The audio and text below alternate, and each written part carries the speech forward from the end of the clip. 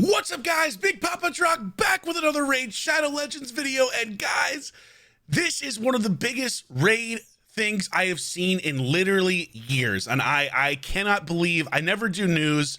I think I've done it once, like literally the last couple weeks, funny enough. But this is too good not to talk about. And that is the What's Next in Raid video, which we are going to watch together here. I'm going to give you my thoughts. Now, I have already watched it. I woke up, it's early in the morning. They had just announced it in creator chat, and I was like, you know what? I'll watch the video. I'll see. Let's see what they've got for us. Like, hopefully it'll be good. It's good, guys. It's good. It's great. Major improvements. I'm so excited for you to see them. So let's watch this together, and I'm going to give you my thoughts as we go along. But most of it is really awesome, and I'm so stoked. I can't believe it. But here we go. Okay, let's watch. Hey, everyone. The return of this legendary series has long been overdue, and we're thrilled to present a new episode at last. Welcome to What's Next in Raid. We've got a new expansion to Champion gear that'll add a whole new layer of customization, live arena reworks with the introduction of seasons, and some much requested quality of life. Live arena seasons, baby. Let's go. Finally. Like, it's crazy that it's taken them this long to actually give love to a game mode that desperately needs it. And live arena seasons, massive step in the right direction. Thank you, Raid. And then obviously you see on the screen right here, quality of life improvements, right? Quality of life. Well, let's find out what they are. But live arena seasons by itself, for someone like me, already a massive win.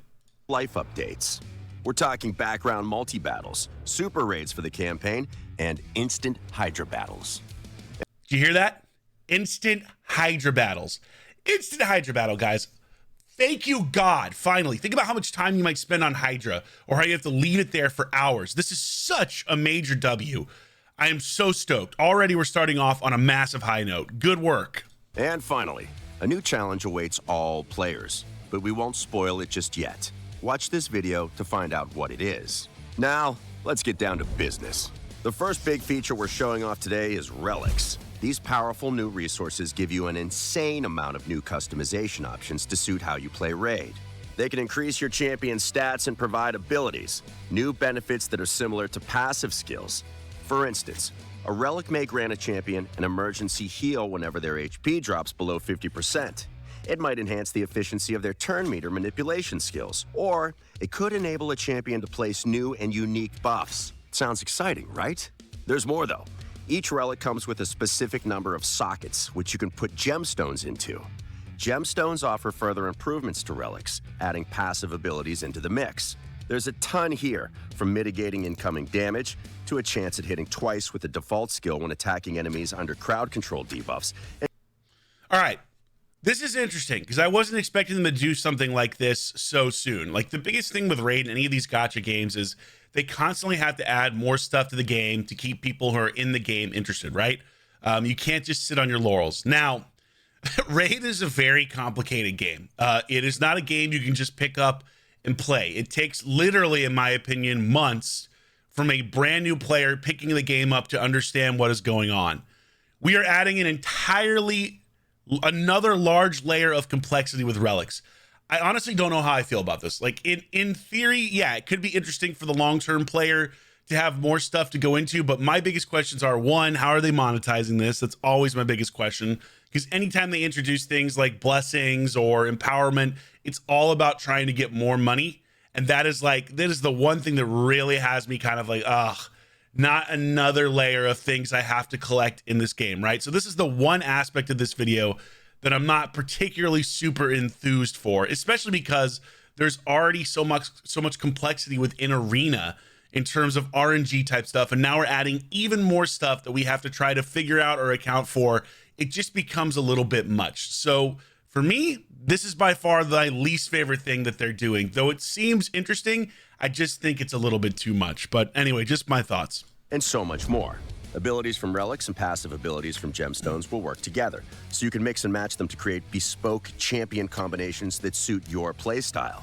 We want relics to open the door for awesome new team combinations that can take on Talaria's toughest challenges. So now you know why you're going to want relics. Here's some finer details about how they work. Both relics and gemstones come in different rarities you're already familiar with: rare, epic, legendary, and mythical. However, gemstones will come in different shapes: circular, triangular, square, diamond, or pentagonal. This is so insanely complex. Like I can't lie. This is just complete overkill, in my opinion. I am definitely not jazzed for this feature. And you could see there were a couple clips earlier of them leveling these things up as well. So I can only imagine how much silver that's going to take, or some other type of resource. I know why they're doing it. They have to get people to spend in different areas. They have to give you something cool and unique. But this is just too, to me, it's just too much. It's too much. And maybe it ends up being super cool. And maybe I'm just being, you know, a Debbie Downer. But oh my God, man, there's so much stuff to try to like think of and take. It's like a job, you know what I mean? When you play Raid, like this is like getting super complex for what I have no idea why, like, other than trying to make people spend more money is my biggest guess. But we'll find out. A gemstone will only fit into a socket that is the same shape. You can't force a circular gemstone into a square socket. Relics are a little bit more complex in that they have a rank and level that can be upgraded to make the relic more powerful. But Raid, bro, how do we get them? Great question. Hold on. Actually, did you see this here?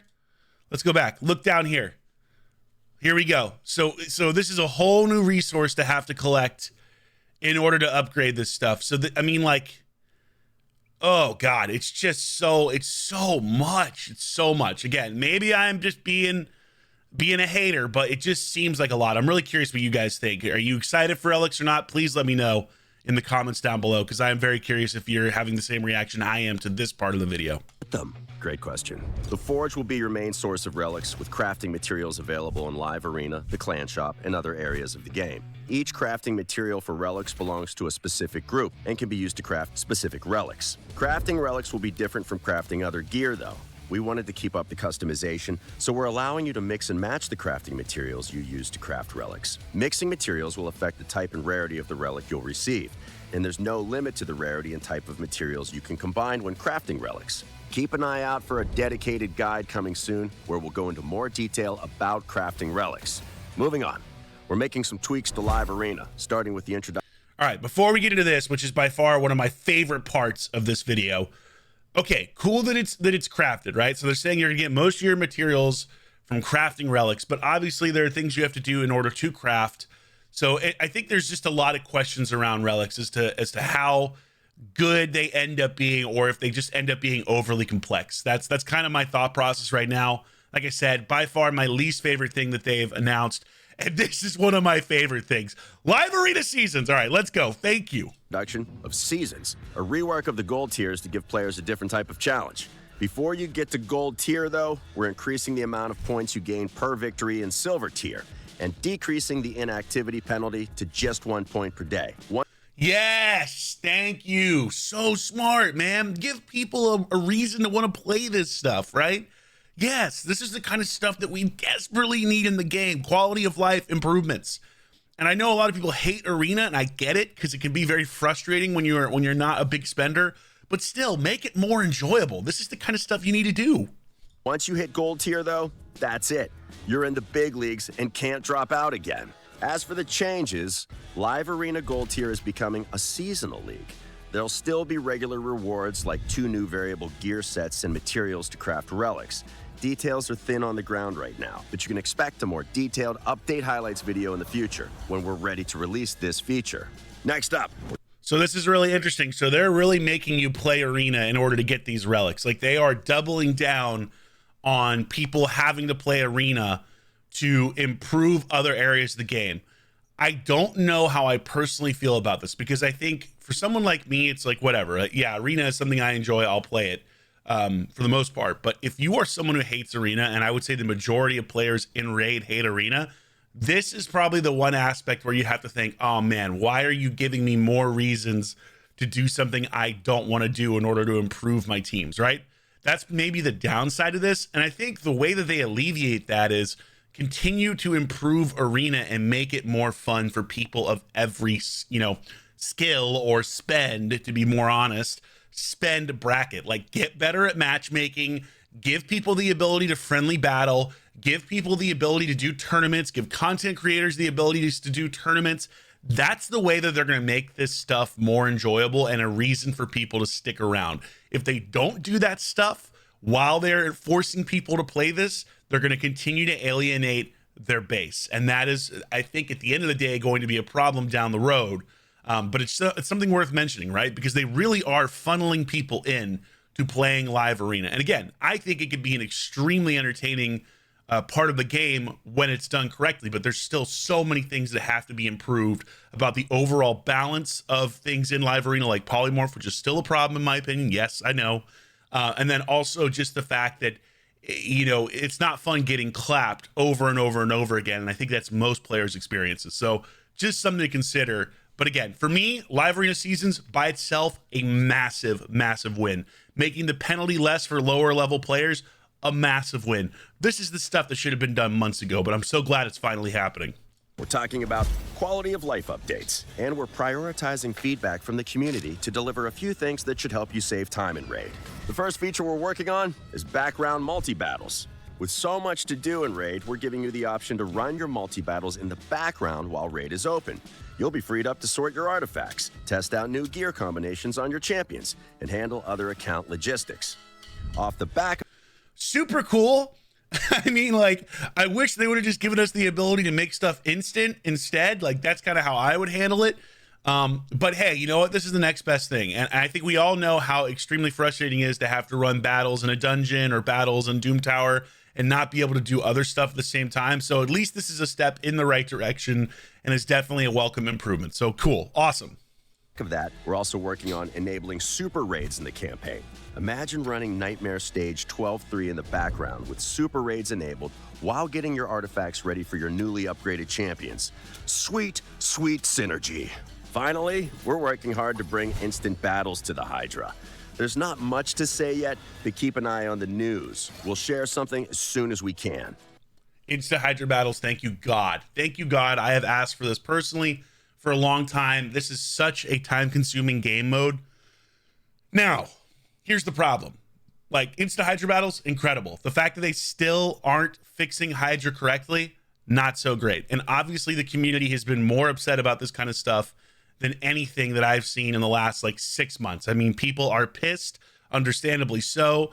They did not fix Hydra correctly. They really need to go back to the drawing board. We're not seeing anything here mentioned about them changing that stuff. I know they're changing the Serpent's Will buff. It's not enough. The simple solution to all the problems was to correctly balance Trunda specifically for Hydra, to still allow her to be good, but just balance her so she wasn't broken. They didn't do that. They went a really bad route of trying to punish every single player in the game. Really not smart. It's the one thing from this video that they absolutely have to address. Like, guys, fix Hydra, make people excited again.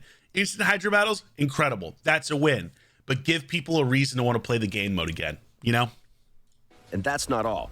We've also got a rework of the market, improvements to gear upgrading and auto selling, and more coming soon, so stay tuned. Wait, hold on. I actually didn't see this the first time I watched this. Hold on. Wait, what? Are they actually doing the market? Hold on a second. That's not all. We've also got a rework of the market, improvements to gear upgrading and auto selling, and more coming soon, so stay tuned. Oh my God, are they actually going to fix the market? There's no way. Are they actually going to do this after 5 years? This really is the best update they've ever done, if this is true. Now, I need to see it in person, because the biggest thing with Raid is they'll tell you they're going to do something, right? Like rework the tavern, and then you'll get the tavern rework, and you'll think, oh my God, it wasn't done. Like, it wasn't done at all how it should have been done. So that's my only question here. But at least they understand this is a problem. At least they're working in the right direction. I legitimately did not hear this in the first time I watched this video. So reworking the market, yes. If that's actually what you're doing, thank God, finally. And now comes the time to meet the star of today's episode. Please welcome the one and only, the Chimera. The Chimera is Teleria's third clan boss, and its den is a dangerous place for would-be heroes who go in search of treasure. First things first, this isn't anything like the Demon Lord or the Hydra clan boss fights. In fact, it's not like anything we've ever done before, but more on that later. Our hard-working artists and modelers spared no time or effort making this monster of mythical proportions come to life. They had to do 4 times the work, too, as the Chimera has 4 forms it'll cycle through during the fight. There's the Ultimate form, the Ram form, the Lion form, and the Viper form. Each form comes with awesome visuals and its own set of unique skills which will require a special approach to handle. Here's how it works. The fight always begins with the Chimera in its ultimate form, and it will change forms every 5 turns on a preset rotation. You'll know exactly what's coming and when, so you can prepare accordingly. We also... I love that. I love that it's actually a preset rotation. They're taking RNG out of it, right? Think about when Hydra launched and how awful the game mode was, and they've made some improvements until recently. And the problem is RNG, right? Like, people hate RNG. People want to have an idea of what's coming next and how to beat something. And when you give people like a set turn, you're allowing for less RNG, which allows them to make teams that actually counter what a champion, or what an enemy, I should say, is doing. So that's good. This is good. And the boss looks sick. Looks legitimately sick. Didn't want this fight to drag out. So after 65 boss turns, the Chimera will escape, ending the fight. Yes, thank you. Limit the turns. Okay, this is so smart because we already have enough time in game, right? Like, there's tons of time in game. So limiting this so people aren't stuck here for multiple hours trying to do this. Thank you. Like, you alleviate the problem with Hydra battles taking forever, and you don't make it worse by making a new clan boss that takes forever as well. You're learning. They're learning, guys. Yes, thank you. What makes this fight really stand out against the other clan boss fights are the trials. Each of the Chimera's forms, except the ultimate form, has 9 unique trials that can be completed, broken down into 3 difficulties: easy, normal, and hard. You'll have to do different things to complete them, like placing a certain number of debuffs on the Chimera within a set number of turns, or dealing a set amount of damage using only poison and HP burn debuffs. There's 27 trials in total, and progress will not carry over between battles. You'll need to complete them in each fight. Beware, though, the more trials you complete, the stronger the Chimera's ultimate form becomes. So that's interesting, right? Did you hear that? So you're going to have to do this every single time. Because it says it won't carry over between fights. So every single time you're going to have to do stuff. This is an interesting way to take this, right? Because this essentially makes it so you can't, I would imagine, auto this as easily as you could something else. Because if you have to do trials, you're trying to actively do something every single time, and you could see that there were specific things there like deplete meters and stuff like that. I don't know, like, I'm interested from the perspective of like, hey, it's cool to have things to go after. My question is going to be, is after you've done this boss 20 times, 30 times, 50 times, are you really going to be excited about having to do the exact same trials every single time, every single week, on most likely not auto, unless there's a way to do it like that, which I guess we'll see. But that's the one tricky part of this that I think could really backfire, where I like the idea, I guess, in theory, but typically I like the idea is like, hey, you do it once, and once you've unlocked it, right? Not every single time you have to unlock it. That's the one downside that I see. It'll start ignoring damage reducing buffs and your champion's defenses, so be careful. If you can complete the trials and fend off the ultimate form's enhanced attacks, you'll net yourself some awesome extra rewards. You'll get special crafting materials that are needed to make high rarity relics from the Chimera group, as well as gemstones and other goodies. That's on top of all the other rewards you'll get just for fighting the Chimera. Same as other clan boss fights, you'll get personal reward chests for dealing enough damage to the Chimera, which will be doubled if your clan gets it to 0 HP. We're also introducing the Chimera Clash to this new clan. They couldn't help themselves. Of course they had to do a clash for this stuff. Of course they had to make this a group mode to piss people off. I mean, look, I really hate stuff like Hydra Clash. I really do not believe that PvE things of this nature should be so important for other areas of the game, right? Like, it's one thing if clans want to push, or if they, like, you know, individual players want to put something up that's really incredible. But this isn't World of Warcraft where you're defeating a raid boss and trying to do it the fastest, right? This stuff just ends up really pissing people off because it's a pay to win game. And unfortunately, as we've seen with Hydra, when you have real rewards on the line, when people aren't able to meet a certain thing, or if they get absolutely clapped by a clan, they get frustrated. This is probably the one aspect of this I really don't like. I really wish they had not done a clash for this. Cool to get more rewards. That's great. But again, why? Why do we need to do this? Just make it an individual game mode. That's how I feel. Maybe you feel differently. Let me know. But that's just kind of how I feel about this stuff. Boss, which will work the same as the Hydra Clash. Oh, and there's also fragments for a brand new mythical champion up for grabs. As always, keep your eyes peeled for a dedicated video guide coming, where we'll go into greater detail about the mechanics of this monstrous new challenge. Now, It wouldn't be a proper What's Next in Raid video if we didn't show off some of the incredible looking champions our artists have been working on. Of course. The holiday season is coming, and we're bringing Sir Nicholas's companion, Lady Noelle, into the fold. Don't get on her bad side, though. Hey, how about we buff Sir Nicholas while we're at it? The dude does not get any play. How about we buff him? Yeah, just a thought. Kindly grandmother exterior only holds true if you've been nice all year. Bells the Reckoner will drop by the holiday celebrations as well, but be sure to watch your presents closely when Talaria's own version of Krampus is around. There are more champions to join them, and we have no doubt they will find a suitable place on your rosters. That looks like a Dark Elves faction champion, I'm guessing. Is that Dark Elves? I think that's Dark Elves. Maybe I'm making that up. Looks like Dark Elves. Whew, man, that was a lot to cover. Thanks for joining us, and we hope you're excited about these changes and updates coming to Raid in the near future. Don't forget to like the video, hit subscribe, and let us know what you think in the comments below. Until next time, happy raiding. Hey, everyone. All right, that's it. I think overall, my alarm's going off because I had it set. That's great. I think, look, overall, guys, incredible changes. Like, there's some things that I'm certainly not excited about that I called out in this video. But for the most part, a lot of this is stuff that we have desperately needed. Instant Hydra battles, live arena seasons to improve that game mode, a market rework, which is insane. I didn't even hear that the first time I did that. That alone by itself, if they had just done that, I'm already jazzed. Cool that they're giving us a new clan boss. New content is always interesting. We'll see how it plays out in terms of Hydra Clash, or Chimera Clash, I should say, and the relic system. Like, I'm not sold on that. I want to see what they're thinking. And I want to see how heavily it's monetized, honestly. Like, relics could be interesting. They could be cool. But if they're super ultra monetized, just like, the Altar of Souls has been and stuff like that, I am definitely not going to be excited about this. I don't want more reasons to spend money in this game, which, of course, runs counter to their business model because they want to invent more reasons for people to spend money in this game. Of course, they're a business. That's what they do. But overall, finally, we're getting meaningful improvements. We're not all the way there, right? There is more stuff to do. We really need a real tavern fix, a better tavern actually done. We need 100% a gear filter for accessories to only filter by pinpoint, only filter by reaction, only filter by stone skin. So there's more quality of life stuff that needs to be done. But on the whole, we are finally seeing some real important changes that we have been asking for a long time.